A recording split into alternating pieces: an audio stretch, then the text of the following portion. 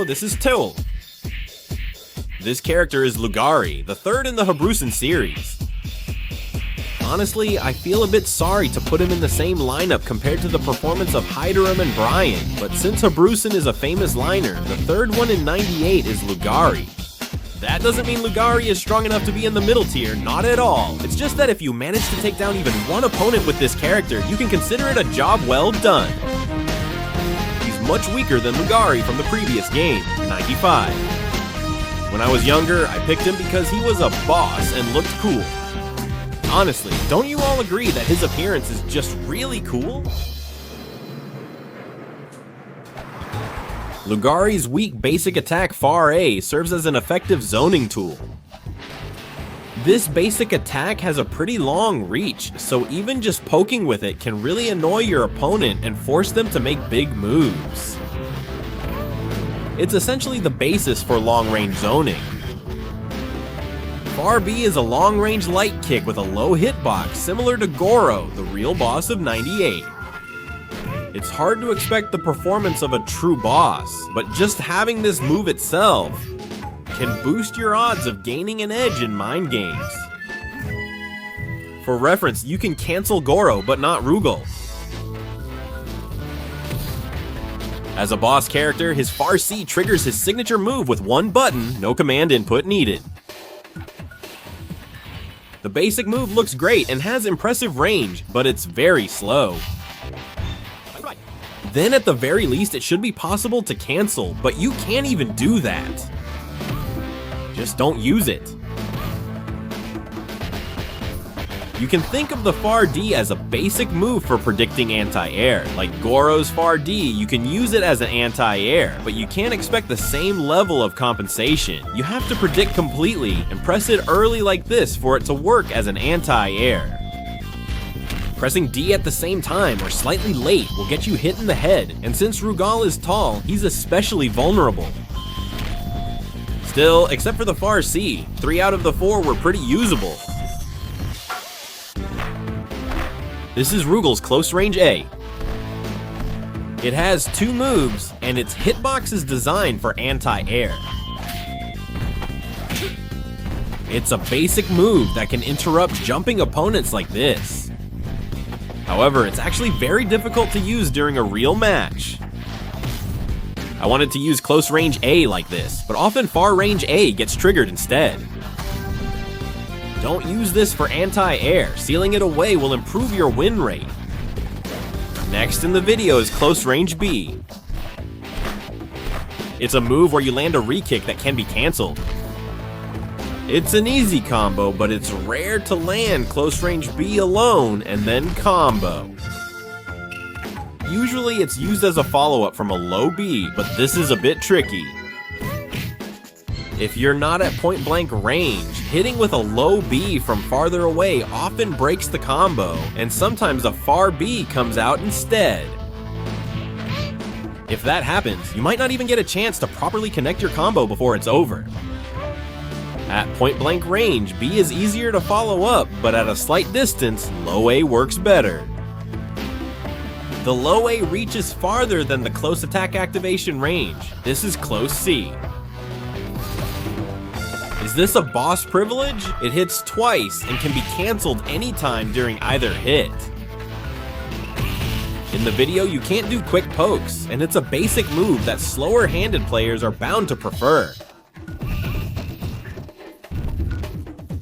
All moves and special attacks except for the drill and super moves can be linked. This is close range D. Like with C, it hits twice, but you can only cancel the first hit. What if you're slow to react or miss time and miss the cancel? It's a ridiculous normal move, where even though you only used a basic attack, you can still get punished by your opponent. Since it shares startup frames with close C, it's better to just use C. This is a normal move that just can't be covered, so just don't use it. Aside from drive cancel, no close range normals are worth using. Unlike the previous order, let's start with the B button for the low normals. As the privilege of being a tall character, the low B also has a pretty long reach. If other combos are out of range or too fast for your hands, just keep using low B. When you're in point blank range, low B can hit up to 3 times and you can finish with far A. For Rugal, who has a hard time getting close, this is one of the most useful armored combos. Next is low A. You rarely use it on its own, but you can use it to poke when you're at a really awkward distance. See you in the next video. The most common use for down A is as a combo route following down B. Since you can cancel from down A, you can connect the special move Double Tomahawk. Next is the completely useless down C. It starts in 8 frames, which is slow, but its hitbox stays active for a long time. Unlike its animation, the hitbox is designed for anti-air use as well. I didn't know this either, but while researching, I learned Rugal has many fake moves. So unless it's a high-performance jump attack, you can often see it ending in a draw or even winning. I always thought it was a useless basic move, so personally, I'm a bit surprised that something like this existed. Since it's Rugal, he can't defend against strong jump attacks.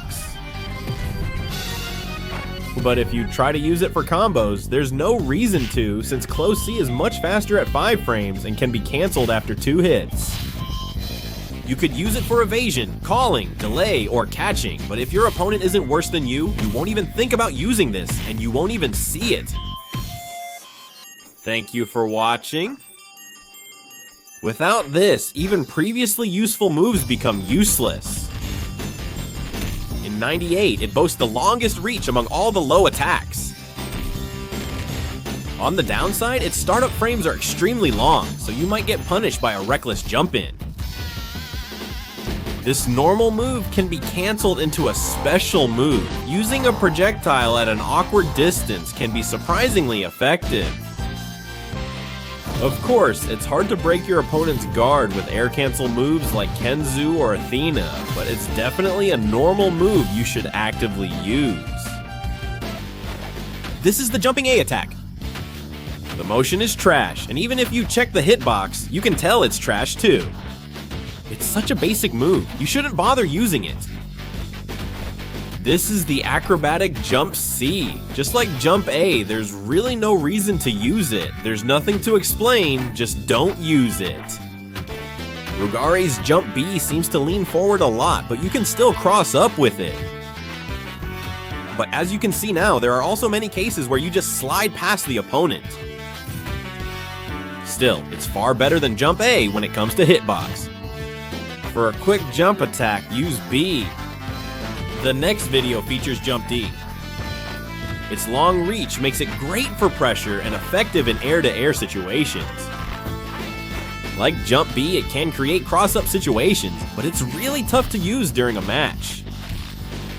As I mentioned earlier, for jump attacks, let's just use B and D. Iori has a special move called Montan, and Rugal has Double Tomahawk. Without this, he would have struggled to make the Havrushin lineup, and Rugal would have easily finished last. It's unlikely you'll use it alone, but it has a second level international mid-attack property. Whether used alone or in a combo, Sense Ron only works on the first hit. However, this special move has a rather unique property. If you use it from a basic defense, it loses its second hit mid-attack property. But no one would use Tomahawk to try to land a mid-attack. Still, if you really want to hold it down, I guess the only way is to match it with the opponent's wake-up timing.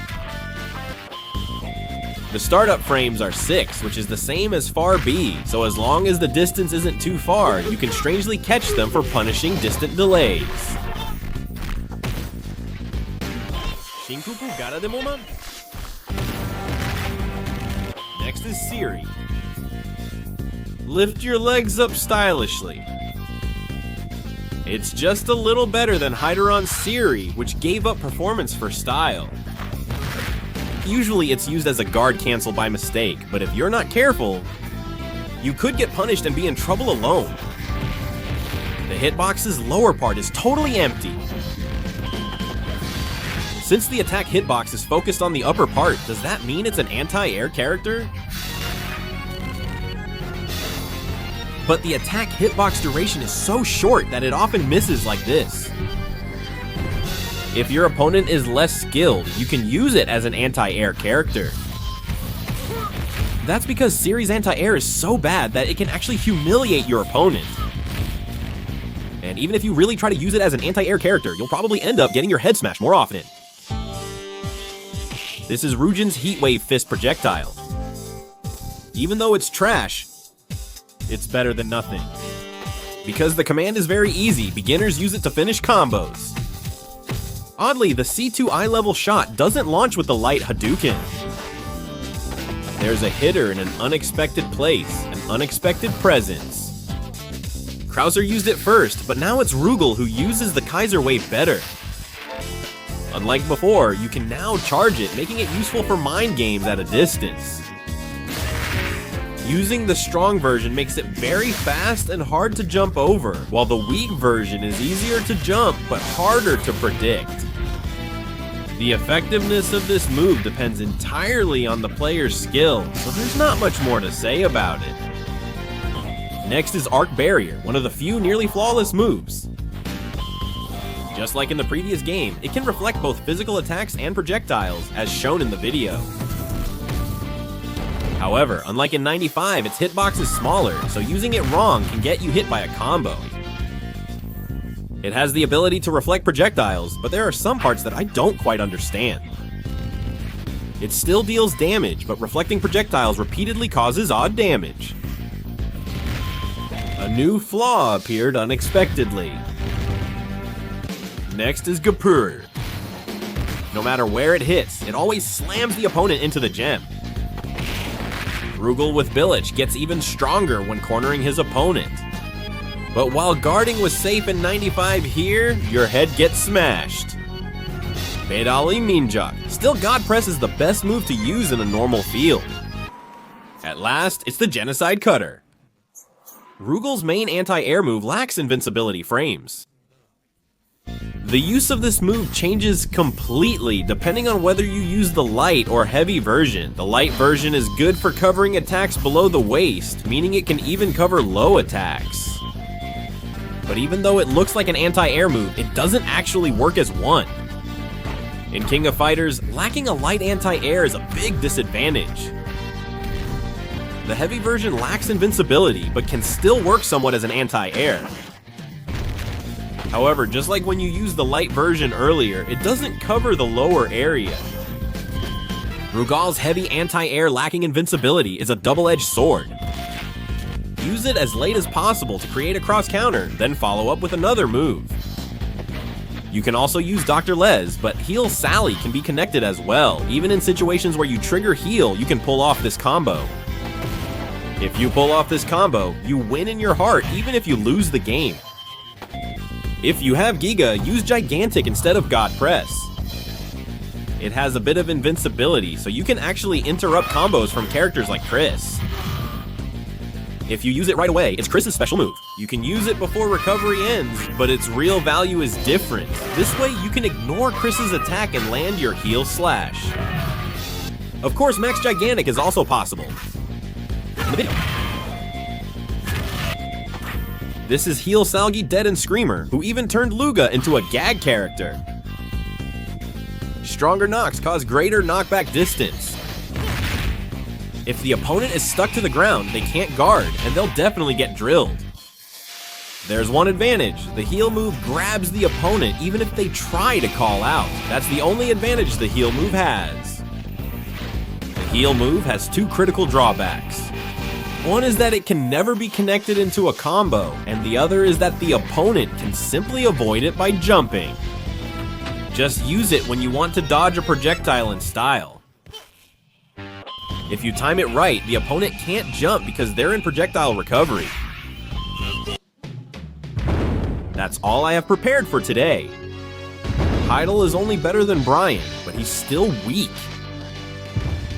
But despite the rumors, he's not useless and has some potential for reuse.